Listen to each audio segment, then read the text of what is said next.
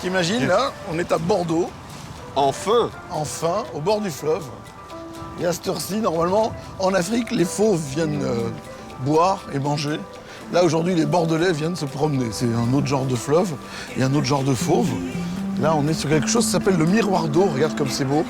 La ville a été sublimement rénovée, il faut le dire. Ça vaut la peine d'être découvert. Parce que Bordeaux, c'est pas que le pinard. C'est pas qu'un truc de vieux. Bordeaux, ça fait partie de ces endroits que tu peux te situer sur une carte même sans connaître la géographie. Tu es à Cape Town, tu sais où tu es. Tu es Madison Square Garden, tu sais où tu es. À Bordeaux, tu sais où tu es sur la planète. Et les vins de Bordeaux, ils ont un type que beaucoup de gens cherchent à imiter. Parce qu'il y a plein de vins qui sont Bordeaux look-like, mais c'est imité, jamais égalé, quoi. Ça faisait un moment que j'avais envie de faire ça. J'ai demandé à Eric Boschman, notre sommelier au grand cœur, de passer quelques jours à Bordeaux avec moi. Mon but, c'était de me balader avec lui dans le vignoble, de rencontrer les gens qui font le vin et de mettre le focus sur les appellations Bordeaux et Bordeaux supérieur. Là, on vient d'arriver à Bordeaux et on va commencer par aller déguster quelques plats locaux avec les vins du pays pour se mettre en jambe. Monsieur, Bonsoir. l'Esprit de Pavie en 2010. Tout à l'heure, tu m'as expliqué que tu reconnaissais les Bordeaux les yeux fermés. Tu peux pas te tromper. Ah, amène la caméra, regarde, fais sentir la caméra. T'as ce côté café grillé. Ouais. Ça, c'est le bois, quoi. Ça, c'est le bois, mais c'est une utilisation particulière du bois. Relativement toasté, mais bien travaillé. Donc, il n'y a pas le côté que vanillé, etc. Il n'y a pas le côté chewing-gum qu'on a dans beaucoup de vins du Nouveau Monde. Ça veut dire qu'il n'y a pas l'extraction qui va avec. On n'a pas été chercher tout le fruit, la surmaturité.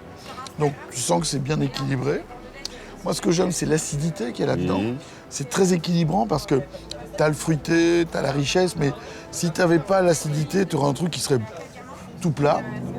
Ce genre de vin où tu as du fruit et de la puissance, tu pourras aller sur du thon grillé, des trucs comme ça. Tu pourras aller sur... là, ils proposent à la carte du bœuf Wellington avec une sauce échalote et foie gras, donc c'est du consistant. Moi, j'ai pris un boudin du sud-ouest, tu vois, des gros boudins noirs, ça va tenir dessus.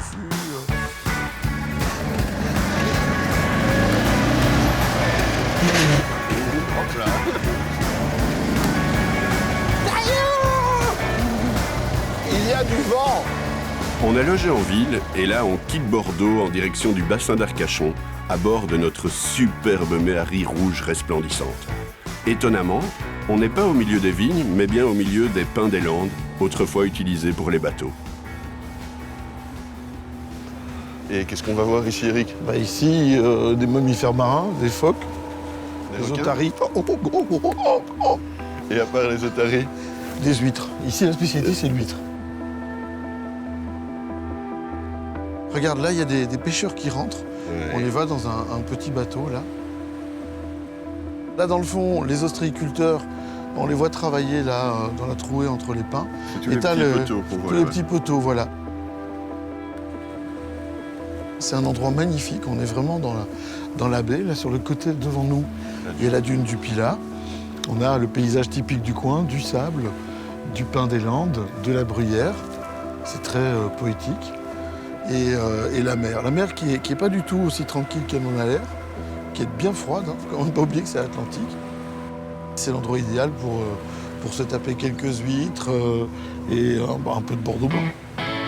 On s'est baladé, il fait splendide. On va donc s'installer en terrasse pour déguster quelques Bordeaux blancs avec des produits de la mer. Et pour que tout se passe bien, nous avons la chance d'avoir les vignerons à table avec nous pour nous parler de leur vin. Une dégustation au bord de l'eau. Une dégustation au bord de l'eau. Dans les clapots des petits bateaux. La la la la la la. Ok, c'est bon. Alors, Sémillon, c'est vraiment un cépage qui est super sympa à travailler. Ça donne du peps, de l'acidité quand on le récolte très tôt.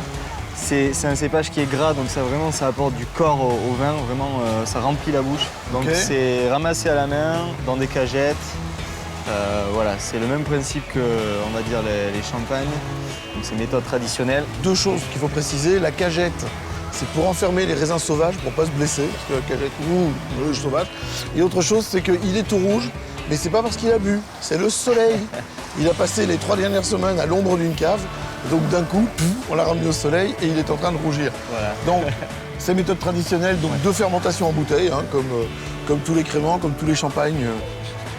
Voilà. C'est un petit peu pomme, alors pomme c'est assez classique dans tous les vins effervescents. C'est un arôme qu'on a à la base. Parfois le cépage, parfois la levure, mais c'est très floral aussi ici. Moi j'aime beaucoup. Et j'aime beaucoup la dégustation clapotis bordelot comme ça, c'est rigolo. C'est sympa, hein. Si on pouvait faire ça tous les jours.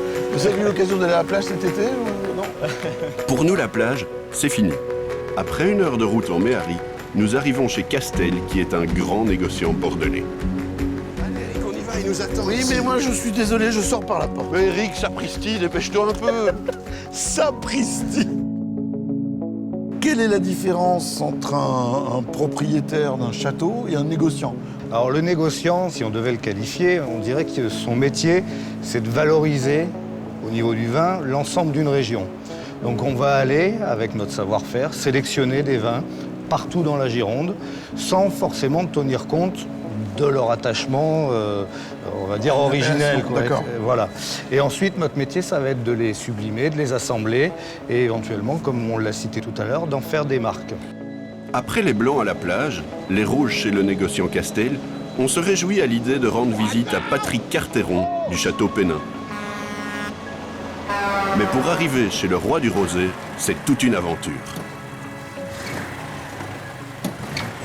On n'a plus d'essence? Le Clairet, c'est un rosé foncé qui n'existe qu'à Bordeaux. Et en fait, historiquement, c'est le nom que l'on donnait au vin de Bordeaux au moment de la guerre de 100 ans. Donc le Clairet, c'est du rouge très clair ou du rosé très foncé? Le mot rosé est souvent associé à des rosés très clairs, très pâles. Comme les rosés des de Provence, type Provence, c'est le rosé à la mode aujourd'hui. Donc Clairet, on est complètement différent. On ne peut pas rapprocher ça d'un rosé. Il vaut mieux pratiquement se mettre, et même dans l'esprit des gens, c'est mieux, en disant c'est un rouge très léger, et avec un beau fruit, évidemment. Et qu'on va boire frais ou pas forcément, qu'on va boire en toute saison. Qu'on va boire plutôt frais, entre 9 et 14, voilà, et on va le boire aujourd'hui en toute saison. Je pense qu'il est important pour les gens qui nous regardent de bien expliquer que le rosé, c'est un choix. C'est un choix délibéré, c'est pas un pis-aller, c'est pas un non-choix, c'est une volonté claire depuis le début. Mais souvent, dans la tête du consommateur, un rosé, c'est un petit truc facile, quoi. Quand on élabore un rosé, on a dans l'objectif de faire un rosé. Donc on a du terroir, enfin un sol pour faire des rosés. On va ramasser le raisin à la maturité pour faire le rosé. Et on va traiter ce raisin de la manière pour faire du rosé aussi. C'est pas un sous-produit, ça c'est important. C'est comme ça qu'on devient un spécialiste du rosé. Oui, je sais pas, mais enfin on essaye. Et tout passe en cuve inox. Alors, toutes les fermentations sont en cuve inox, effectivement. Et est-ce qu'il y a des rosés vieillis en barrique? Alors, moi je fais pas ça. Pour moi, ce n'est pas dans ce cadre. Un rosé, ça doit avoir une certaine fraîcheur et une facilité de dégustation. Ça doit avoir un côté goulayant. Il faut reconnaître qu'on a affaire à un vigneron qui est œcuménique, parce que pour aller goûter sur ses cuves, il prend le verre d'un gars qui est dans les Côtes-du-Rhône. Et ça, c'est grand. On est trop souvent qualifié de chauvin à Bordeaux, et c'est dommage. La preuve.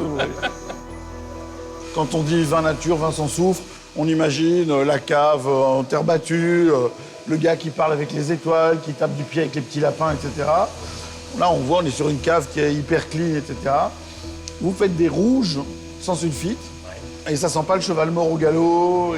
Du tout. Alors, on peut avoir la philosophie de dire je fais un produit le plus naturel possible, avec aucun intrant, mais elle est belle cette philosophie, et c'est la mienne.